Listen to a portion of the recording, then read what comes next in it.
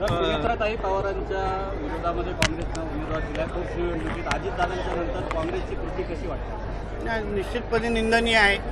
अजितदादांनी काय काँग्रेसच्या बरोबर सरकारमध्ये नव्हते, काँग्रेसच्या बरोबर त्यांनी महाराष्ट्रामध्ये ताकद वाढवली नाही.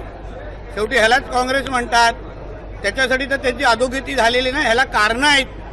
या कारणामध्ये ज्या अजितदादांच्या बाबतीमध्ये प्रत्येक आज महाराष्ट्राच्या नागरिकात भावनिक आहे, त्या अजितदादांची एक निवडणूक तुम्ही बिनविरोध करून देऊ शकत नाहीत. महाराष्ट्राची जनता यांना कधी माफ करणार नाही. सर, महाराष्ट्रात FIR दाखल होत नाही, काय सांगाल त्याच्याबद्दल? बाहेर कर्नाटकात बघा, नियम असतात. FIR लॉन्च करण्याचे काही नियम असतात. त्या नियमाआधारे अगर FIR लॉन्च होत असेल तर नक्की होणार. आमच्या आदरणीय मुख्यमंत्री साहेबांनी त्या पद्धतीचं वक्तव्य विधिमंडळामध्ये दिलेलं आहे, फ्लोर ऑफ द हाऊसवर दिलेलं आहे. पण FIR लॉन्च करण्यासाठी जे नियम आहेत ते पाळले जात असतील किंवा त्याच्यासाठी पूर्ण पद्धतीने आधार असेल तर नक्की लॉन्च होणार. सर, शेवटचा प्रश्न, कोकणातली किनारपट्टी जी आहे ती अधिक समृद्ध होण्यासाठी आणि पर्यटक वाढायसाठी किंवा मच्छीमारांना अधिक फायदा होण्यासाठी अजून काही खात्याच्या तर्फे योजना आणण्याचा बघा, एक तर जलवाहतूक वाढवणं, जेटीसारखं तिथे जेटीचं जाळं पसरवणं, जाळमुक्त किनारपट्टी हे आमचं उद्दिष्ट आहे. आणि जे काही या बंदरांकडे जाणारे रस्ते आहेत ते दर्जेदार असले पाहिजे. आपण पायाभूत सुविधा चांगल्या पद्धतीने द्याल तर 100% विकास होईल. म्हणून विकास करण्याची जबाबदारी आमची. फक्त आमच्या इकडच्या रायगड, रत्नागिरी, सिंधुदुर्गच्या तरुणांनी स्वस्थ बसू नये. सरकार तुमच्यासाठी दिवस रात्र काम करतंय. तुम्ही जास्तीत जास्त मेहनत करण्याची तयारी ठेवा. चांगल्यातला चांगला रोजगार, जसं असंख्य मोठ्यातली मोठी देशं आज किनारपट्टीचा आधार घेऊन विकसित झालेले आहेत, त्यांचे तरुण आज श्रीमंत झालेले आहेत. तोच फायदा आमच्या महाराष्ट्राच्या तरुणांनी घ्यावा. जलवाहतुकीसाठी कशा पद्धतीने याचा महत्व असेल? हा आज होणारी जी कामं आहेत त्याच्यामध्ये बंदराची कामं आहेत, MMBच्या अंतर्गत रस्त्यांची कामं आहेत आणि गाळ काढण्याची कामं. असं जवळपास आक्षी आणि मुरुड अशा या दोन्ही जागेंमध्ये आमच्या महाराष्ट्र मॅरिटाईम बोर्डने मच्छीमारांच्या मागणीच्या अनुसार ही सगळी कामं आम्ही त्याची निविदा काढलेली आहे.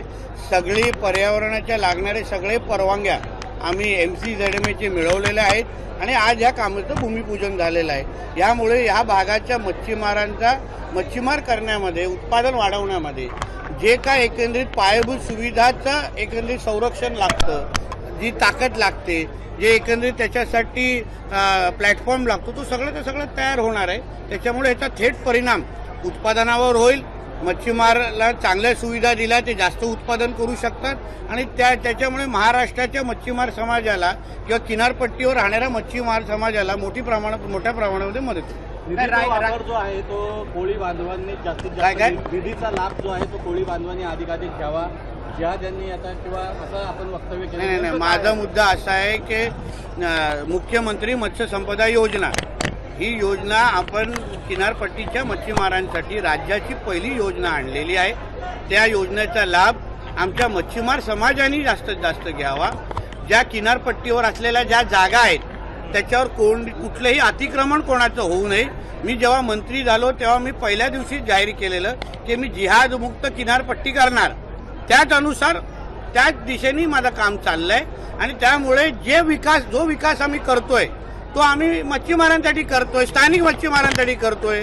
कुठल्या बांगलादेशीने रोहिंग्यांसाठी करत नाहीये, अनधिकृत बांधकाम करणाऱ्या लोकांसाठी करत नाहीये. जो निधी येतोय, ज्या योजना येत आहेत त्यामुळे आमचे स्थानिक मच्छीमार आर्थिक सक्षम झाले पाहिजे. आमच्या इकडचे स्थानिक तरुणांना नोकऱ्या भेटल्या पाहिजे.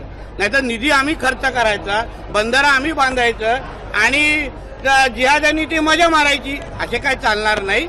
आणि म्हणूनच आम्ही अशा पद्धतीचं वक्तव्य केलं. रायगडमध्ये अनेक ठिकाणी बंदरं उभी राहत आहेत. याचा भविष्यात परिणाम आहे तो वाहतुकीवर होणार आहे की केवळ मच्छीमारीसाठी प्रयत्न चालू आहेत? रायगडमध्ये अनेक ठिकाणी बंदरं बांधली जात आहेत वेगवेगळ्या प्रकारे MMB मार्फत, तर याचा वाहतुकीवर परिणाम होणार आहे का? कसा परिणाम होता? फायदा नाही होणार का? जलवाहतूक असं बोल ना बाबा. पूर्ण जलवाहतुकीसाठी फायदा होणार आहे. कारण का आम्ही तसं तुम्हाला जलवाहतुकीच्या दृष्टिकोनातून मी जी काय रोरो सर्व्हिस सुरू केली ते मुंबई ते सिंधुदुर्ग आहे, मध्ये ते आता रायगडला पण थांबणार. काही जलवाहतुकीच्या निमित्ताने आम्ही रायगड, रत्नागिरी, सिंधुदुर्ग पण हे जोडण्याचे प्रयत्न करतोय.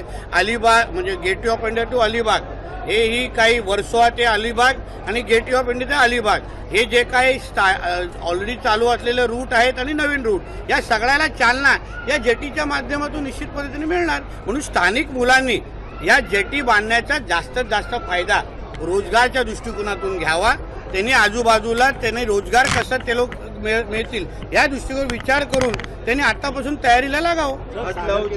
समृद्ध करायला आपण हा? पुढाकार घेतला. सागर किनारपट्टी समृद्ध करायला आपण पुढाकार घेतलाय. अक्षीच्याच बाजूला असलेलं नागाव आहे ती 7 किलोमीटरहून अधिक बंधारे आहेत ते उद्ध्वस्त झालेले आहेत. गावाला देखील पाण्याचा समुद्राचा धोका होतो. काय निधी आहे? त्या पद्धतीचं निवेदन माझ्याकडे आलं. तुम्ही तुमच्या माध्यमातून त्यांना सांगा, त्यांनी निवेदन दिलं, मी निश्चित पद्धतीने मदत करतो. सर मी त्याच्यासाठीच मंत्री आहे. बंदर आणि मत्स्य विकास, मला अजून तिसरं कामच नाही. सर आज लव जिहादाच्या विरोधात जे आहे ते गोपीचंद पडळकर आणि जगतापाने जो रॅली काढली होती त्याला पोलिसांनी अडवली. मुंबईची देखील घटना ताजी आहे. काय पाहता याच्याकडे? एक लक्षात घ्या, सरकार हिंदुत्वादी विचाराचं असले तरी काही घटना या सरकारमध्ये बसलेले जे काही मोजके अधिकारी आहेत, जे आमची सरकारचीच बदनामी करतायत, पोलीस खात्याची बदनामी करतायत, जिहाद्यांना मदत करतायत, त्यांना संध्याकाळची बिर्याणी जरा जास्तच आवडते. हां, त्याच्यामुळे गोपीचंद पडळकर जी असतील, जगताप असतील आणि बाकी आमचे हिंदुत्वादी विचाराचे कार्यकर्ते रस्त्यावर उतरून आमच्या हिंदुत्वाची सरकारला बदनाम करणारे हे जे काही सडके आंबे आहेत, हे जे काही जिहादी यांना मदत करणारे जे अधिकारी आहेत त्यांच्या विरुद्ध आवाज उचलत आहेत. मला आज पोलिसांनी थांबवलं असलं तरी जिहादच्या विरोधात आम्ही कुठेही आमची लढाई कमी करणार नाही, धार कमी करणार नाही. जेवढे आम्ही आमचा महाराष्ट्र आज देवेंद्र फडणवीसजींच्या नेतृत्वात जिहाद मुक्त केल्याशिवाय स्वस्थ बसणार नाही.